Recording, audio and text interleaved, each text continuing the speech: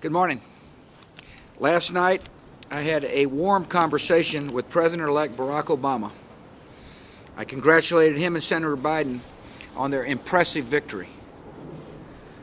I told the President-elect he can count on complete cooperation from my administration as he makes the transition to the White House. I also spoke to Senator John McCain. I congratulated him on a determined campaign that he and Governor Palin ran. The American people will always be grateful for the lifetime of service John McCain has devoted to this nation. And I know he'll continue to make tremendous contributions to our country. No matter how they cast their ballots, all Americans can be proud of the history that was made yesterday. Hello, we are WorldPolitik, back at you. Hi, this is Cynthia here. And this is Ernesto. I think they already know us by now. So Yeah, I'm hoping so. You would think so, right? But yeah, it's us again. And I know that we've been MIA a little bit lately. And that we promised a video on China. We haven't forgotten. But we decided to pretty much just go with the most important thing at the moment, which is the elections in November 3rd. So this is why we're doing this video instead of China.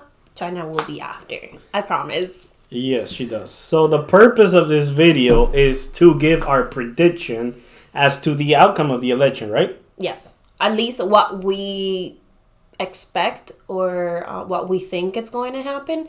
Of course, we are not professionals at this. We didn't do the full whole algorithm math part, but we're just trying to pretty much give you an idea of what to expect, and perhaps we're right, perhaps we're wrong. So that's the fun of it. We'll see. So the first state we're gonna touch on is going to be Florida. We pretty much are going to just talk about the swing states and pretty much the toss-ups, because we already know that there are certain states that will definitely vote Democratic and your usual Republican ones. So we're just going to talk about the key states, and we starting with Florida, which has 29 electoral votes. Okay. Me personally, I've been reading a little bit about it, about the Cuban community. I'm Cuban, we're both Cubans. And usually we tend to be kind of far away from it. We don't really get involved in Cuban politics, anything that has to do with the island.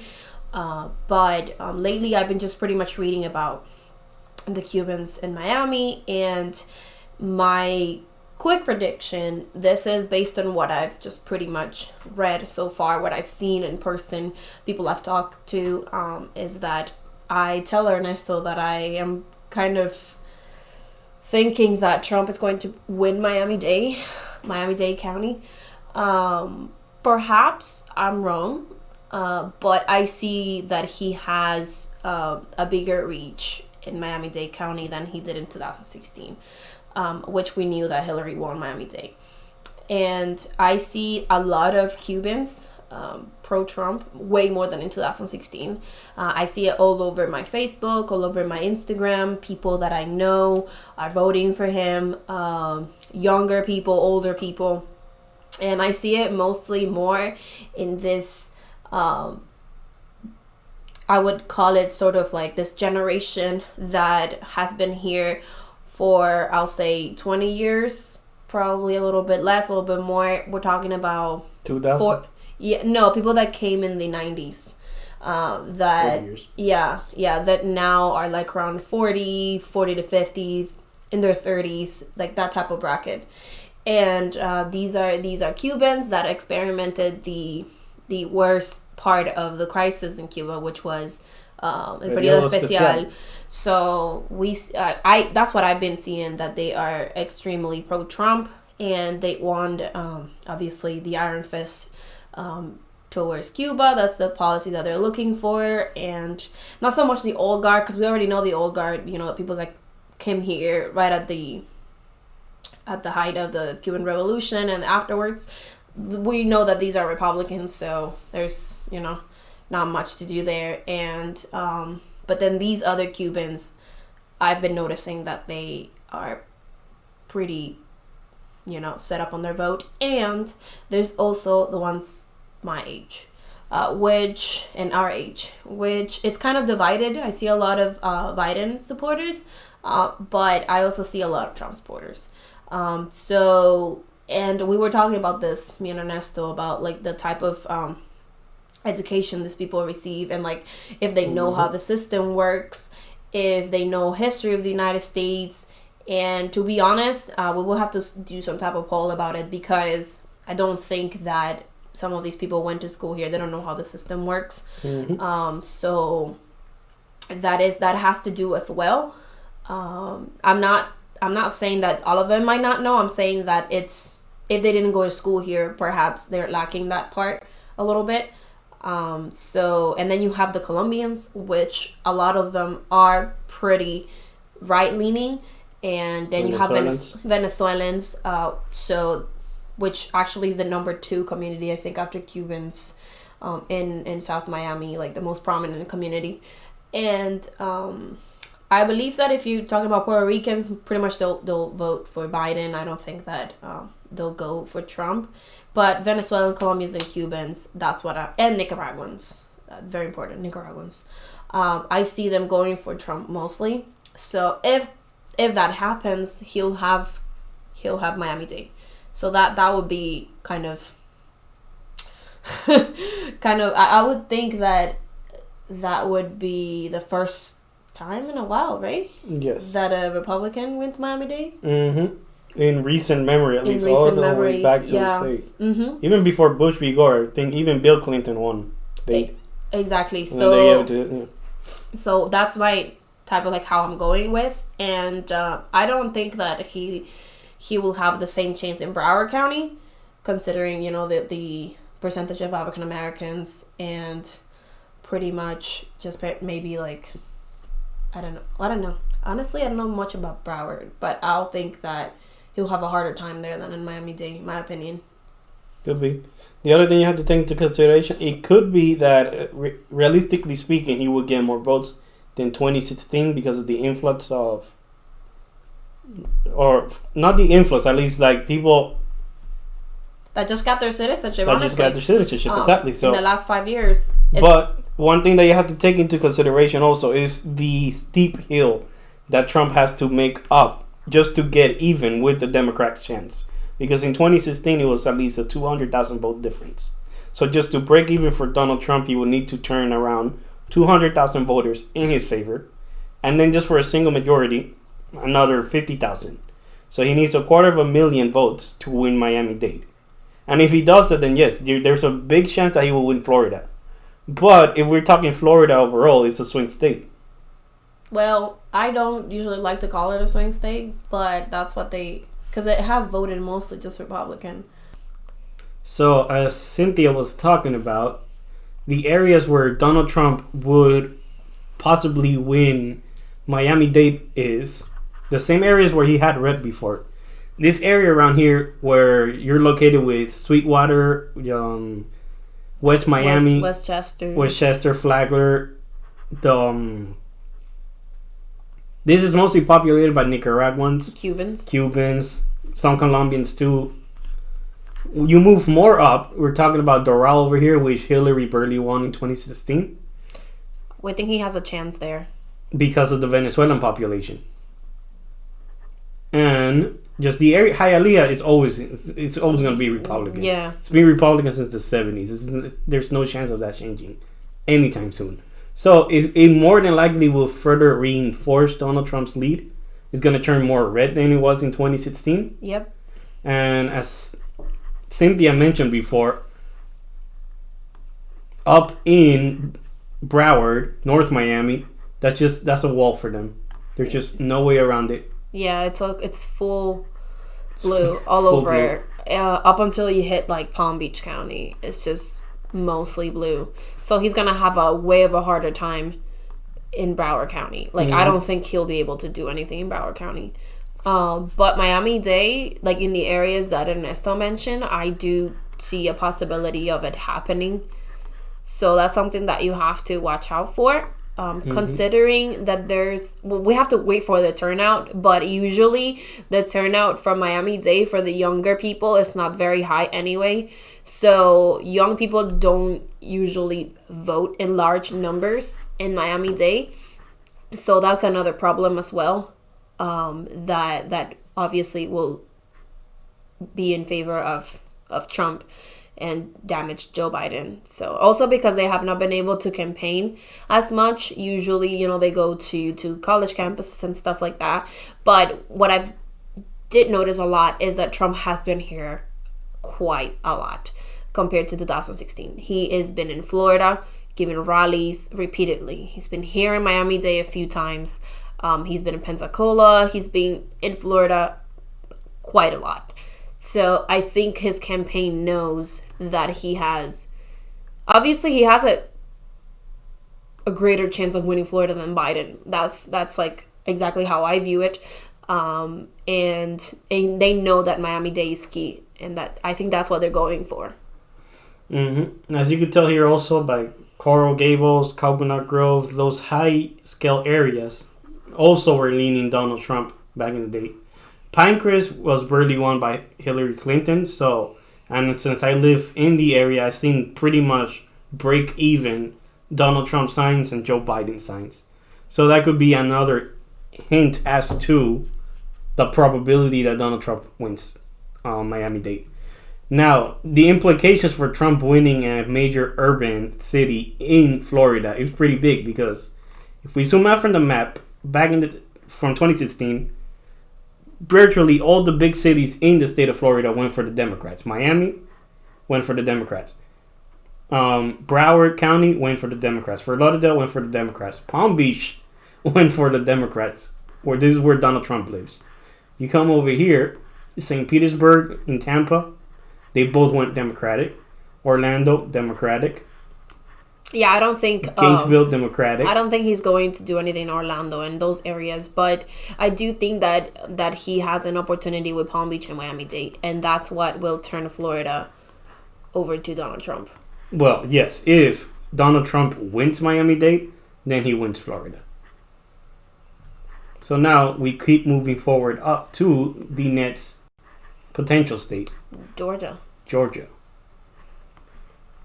As you can tell, again, which is just basically the Democratic strategy, the large urban settlements are usually go for Democrats. The ones where you have the farmers, the people that are retired, they usually vote Republican. Yeah, it's like the good old South. I mean, South technically, when the whole switch on the parties after the South has started to vote Republican. Mm-hmm. It was always Democratic up until the whole switch, and then they've been pretty much Republican ever since. So I remember seeing in the poll that he had a slight lead, 1 or 2 points, I believe. 1 or 2 points lead in Georgia.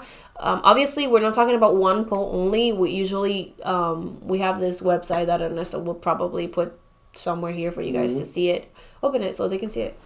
It's called 270. It's extremely useful if you want to, obviously, pretty much, if you're a geek like us, that we like to look at polls and see how everything is doing.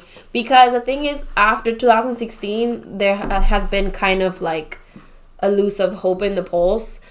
Because they obviously... See, 1% lead in Georgia. He has a 1% lead? Yeah. Trump? Okay, you see, yesterday it wasn't there. So, that must have changed. Mm-hmm. So, that's what I'm saying. Back in 2016, pretty much the polls got some of it wrong. And we were reading a little bit about it. And it turns out it's just not the polls per se. It's just pretty much the algorithm that they were using and the people that were actually taking those surveys. And also, the factor of people that pretty much just change their mind, or those that don't disclose it up until a week before, and then you have the ones that don't disclose that information. And and then you don't have a way of tracking that. And as well, we read, right, on this, what was the study that you sent me? It was the PW Research Center. Yeah, the Pew Research Center. Yeah. About how, like, those people taking the polls tend to be the most educated ones. So right there, you have a chunk of the population that is not taking the polls. So you don't have a way of measuring them. You don't know how they're going to vote. So that's pretty much what happened in 2016. And I am a firm believer that it also had to do with people just choosing the greater, like, the lesser evil. I heard that so many times from so many people, just going like, we know what a thing or two about Hillary, and we don't know a thing or two about Donald Trump, so we're gonna go for that.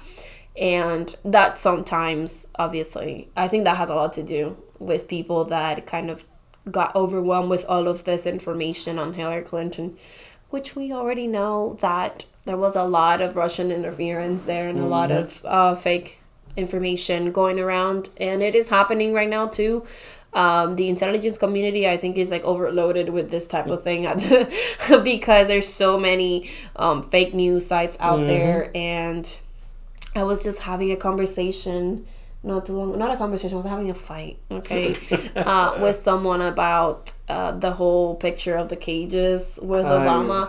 And, like, that picture is fake. And honestly, every time I see something like that in social media, I just repost with the link that says it's fake.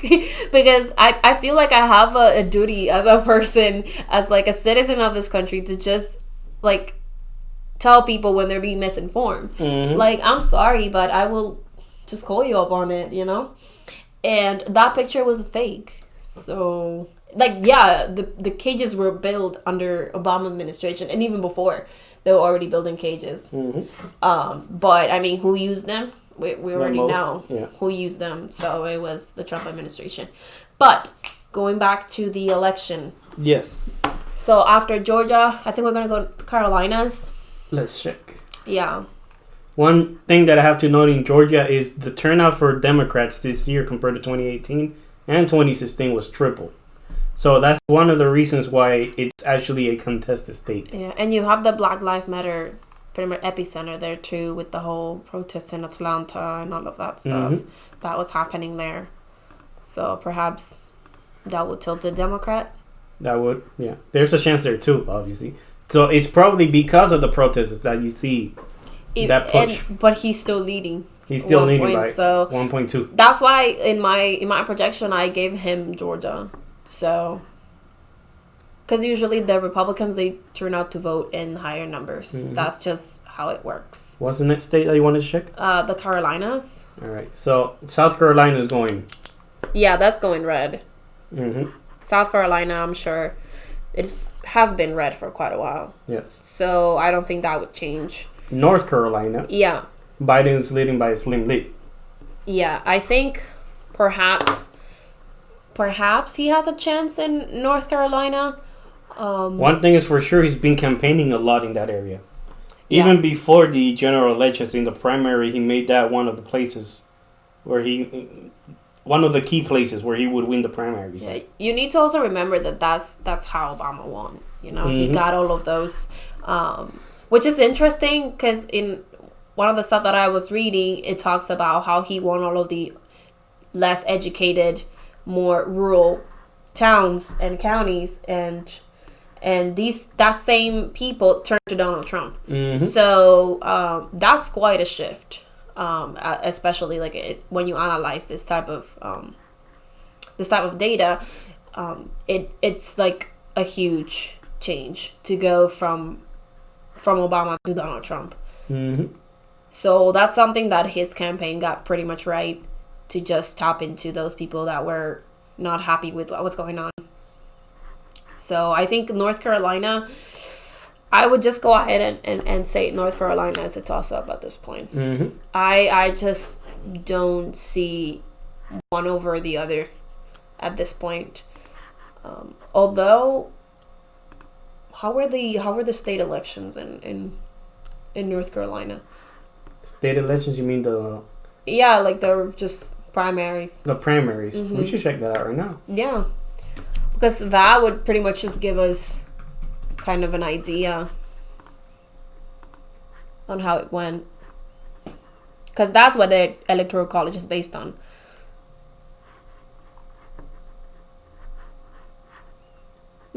So, House District 2 was won by... These are the... Wait. No, that's not it. Yeah, this is the election results. Oh, okay. So, the Republicans won House District 2, House District 3, House District 4, 5, and there's one district flipped to the Democrats, District 6 in North Carolina. Well. No, actually, 2nd District.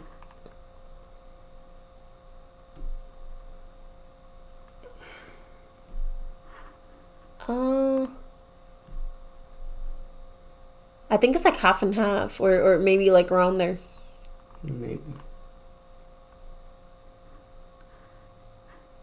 Well, I think I would just call it a toss up at this point. It's too hard to like figure it out what's gonna happen, and we don't have the brain for math and for algorithms. So next one will be. Let's see. We're going with Pennsylvania. Virginia. Or Virginia is most than likely going to flip. It's gonna more than likely it's going to be Democratic. Is that you think? Yeah. Okay, based on just basically how many times they voted before and the statistics that we have for Virginia. Oh, okay. Which are. I thought we didn't. Okay. Biden has a 13. Yeah, he is. Yeah, he's leading lead. for like quite a bit. Yes. So Pennsylvania, which is basically, and this is pretty much where, in my opinion, the election is going to come down to the Rust Belt states: Ohio, Pennsylvania, Wisconsin, Michigan. How it was in 2016. Exactly. Yeah, the ones that that at the end went for him in 2016. Mm-hmm.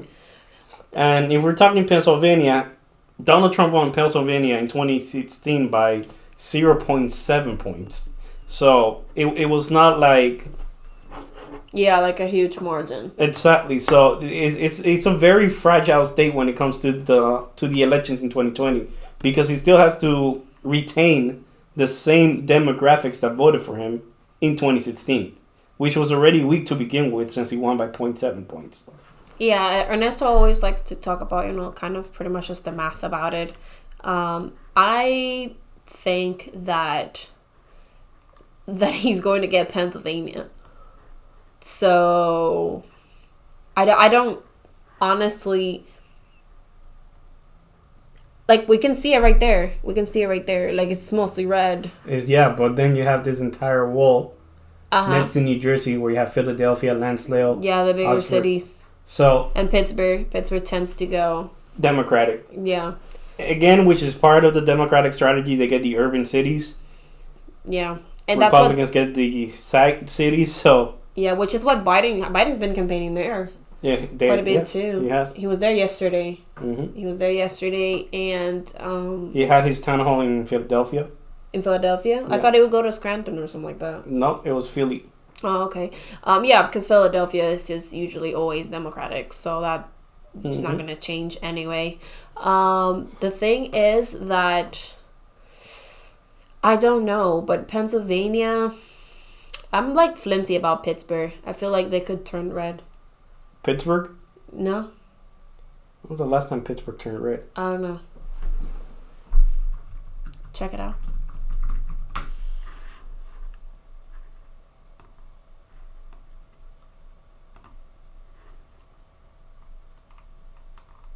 Well, it's been a while. Mm-hmm.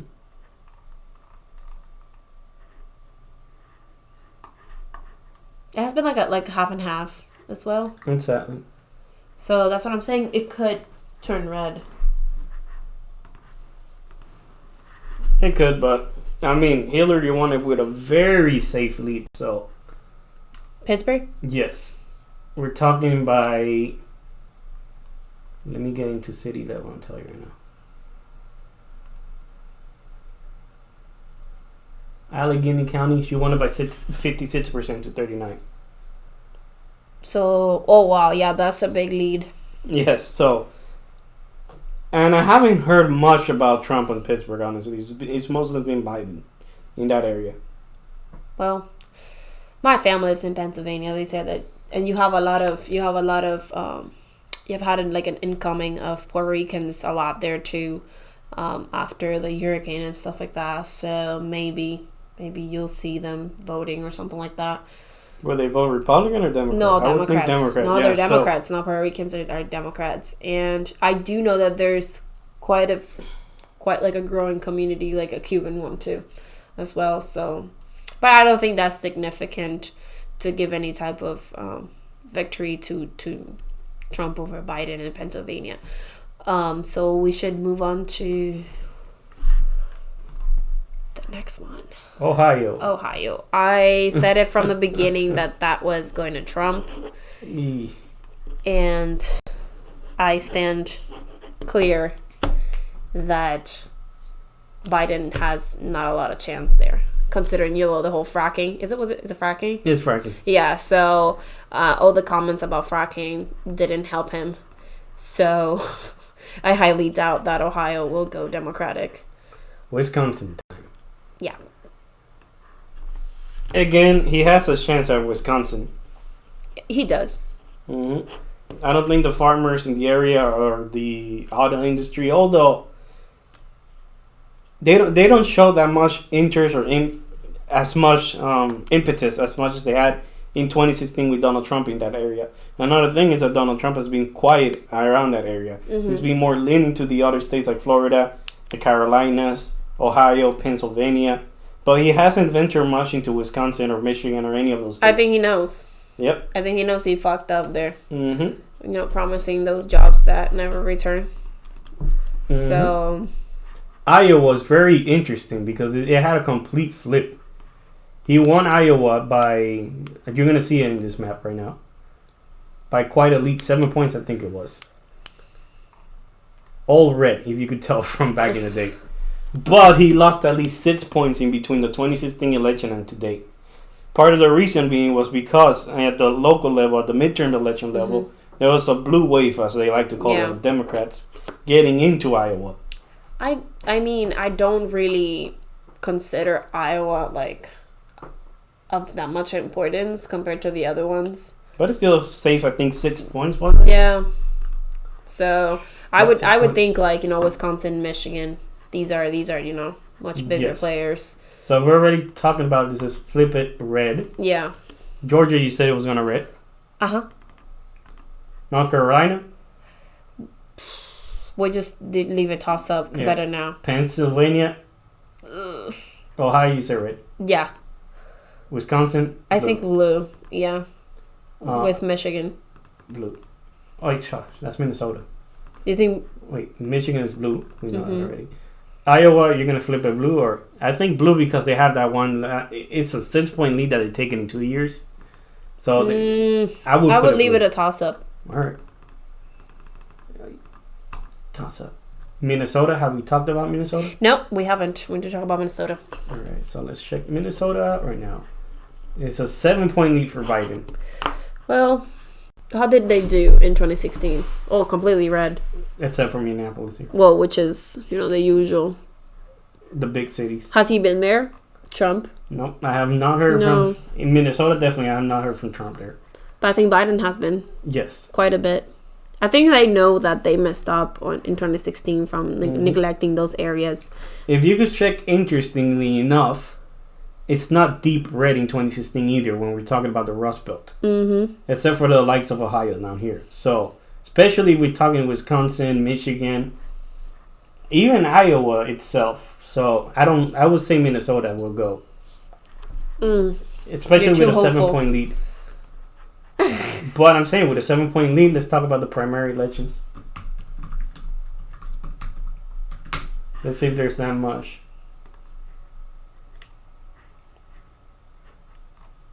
Governor Tim Walz, independent shit, Republican primaries.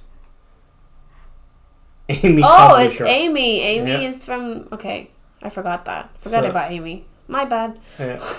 So yeah, I would. You would put a blue? Yeah. I would say so.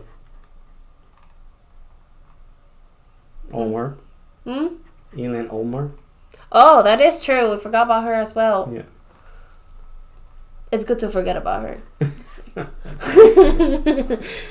Well, let's put blue. Let's put Minnesota blue then, I guess. Yeah.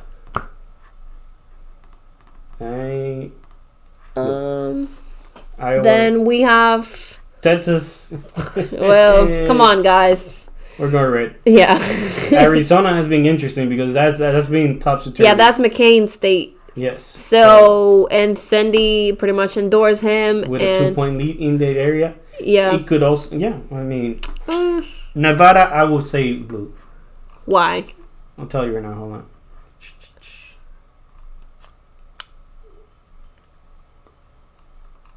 Where's Nevada? What happened to it? Yeah, I don't like Nevada. Who does? There we go. Biden has a near 6-point lead in the area. In 2016, we go back to the map. How did he do? Well, how did Hillary did in Nevada? Oof, that's red. That is red. Quite red. Yeah. So what's the lead? How many points? In the whole state. And she barely won that. Yeah. I don't think that... Don't put that blue. Let me see Nevada. It's a 6-point lead now, so let's leave it as it is. That's a toss-up? Yeah. I would go as far as saying Arizona blue. You would put Arizona blue? Mm-hmm. All right. Yeah, but that's in the border, isn't it? The whole wall thing or whatever. Did he ever end up doing anything? He added a few stuff, but not like... A few fences? Yeah, not the big kind of not shit. Not the big thing. Well... And so we come down to the decision. In our map, we have 263 lead for Biden and 232 for Donald Trump, with 1, 2, 3 toss-up states, which are the decisive states. Yeah, I would. Now you have Iowa to decide, Pennsylvania, North Carolina. Yep. So those are battleground states. They have always been. Yeah, let's see which states he has to win. Definitely, Donald Trump has to win Pennsylvania in this map if he wants a chance at it, and North Carolina. And Iowa. So he has to win all of the 3 that we have. Yep. Yeah. That's interesting. North Carolina, we had... Yep. It's not hard to win. But... by the polls, he doesn't have a lead in Pennsylvania and he doesn't have a lead in Iowa. Mm-hmm. And those polls from that website, they just don't look at national polls. They look at the state polls. And local level. Yeah. So hopefully whatever they had wrong in 2016, they fixed it. It would make sense right now why Joe Biden is nonstop campaigning in Pennsylvania and North Carolina. Yeah, it makes sense. I think they know that this is what's going on. Yep. That these are the 3. I mean... Iowa, even if you give Iowa to Donald Trump, Biden's at 263. He just needs to win either of these 2. Pennsylvania or North Carolina. Trump has to win both. So that's what it comes down to. How about Arizona? If we put Arizona as a toss-up. They have, it's much harder anyways. I mean, if Arizona's a toss-up, Biden wins Pennsylvania, Biden wins. Okay. Biden gets North Carolina. I think it's Pennsylvania at this point. I think Pennsylvania. Yep. Vote Pennsylvania. Well, for whoever you want. That's something that we always want to make clear. Okay? You vote for whoever you want. You vote for, obviously, what you care about. And pretty much what you want to see in the next 4 years. Remember that it's only 4 years. It's not going to be, that much of a change. So that's something that people get wrong anyways. That... if you vote, it's going to be some type of massive change, and at the end of the day, it's just 4 years, and then we're gonna have a general election again, and that one is probably going to be, probably decisive, I guess. See, if I see Trump winning, that's what I've been saying from the beginning, considering that you have a lot of. The ones that were hidden before are out in the open now, and then you have the people that are But you said it unhappy there, about. though. The ones that are hitting are now in the open. Uh-huh. Well, the question with that comes is, did he gain more followers? I think were he has. were these the followers that were quiet, as he calls it, the silent majority, which have a voice now? Yeah, I mean, That is where it gets tricky. but there's a lot of people unhappy with the whole situations in certain cities. You know, the whole police, defund the police, the protest and stuff like that. I think that people are quite unhappy about that. And again, this is a law and order country, so I think Biden has lately kind of, you know, spoken about this, and he's distanced himself from the whole Completely. And he had that one blip, I think, back in when he didn't talk about it for 2 months, but yeah. But then you have Kamala, just pretty Then you much have Kamala. just like pretty much just doing the complete opposite. And I always wonder, like, what is it that their advisors are telling these people, because both have to be in the same page. And I am pretty much, I know what they're doing. I think, like, she's just trying to appeal to those people, and then he's trying to just pretty much just one is doing one thing and the other is just going the other way, trying to get votes in both sides. Exactly. And that might be dangerous, in my opinion, because it could be seen as, you know, hypocritical and just pretty much fake. And some people do care about that, I guess. So at the end of the day, you're going to see a lot of stuff coming up in the next few days. Probably a lot of dirt on Biden. I've been seeing a lot of stuff about it. And unfortunately, you cannot control social media as much as they wanted to. There's a lot of interference going on. So it already happened in 2016. It is most likely going to happen now. it had already been happening. Yeah, it's been happening, but I expect another bomb late, like soon. Like, I'm expecting it like next week. It has to be because there's 9 days left. Exactly. I something like the But email, even some then, crazy things. But can even happen. then, I mean, how many undecided voters are there? At this point, I don't think there's many at all. I don't think so either. So That's what I'm saying. This is pretty set up. At least for the Trump supporters, I think this is just, it's just set up no matter what happens. They won't, they won't switch, because I think, like, I'm a believer that this has become some sort of phantasm and, like, obsession and just pretty much cult of personality over Donald Trump, and that's quite damaging for civil society and for our democracy, to have this cult of personality on one candidate. But it, like I said, like, it's just the independents and the Democrats that perhaps have, like, kind of like they can switch their minds easily than Trump supporters, in my opinion. So I think we've finished. Yep, that's pretty much it. That's our take on the election that's coming up in 9 days. Yeah, and we will do our best to, keep making videos, making you guys informed. And Ernesto will put all of the links and stuff. The links for you, and just go vote.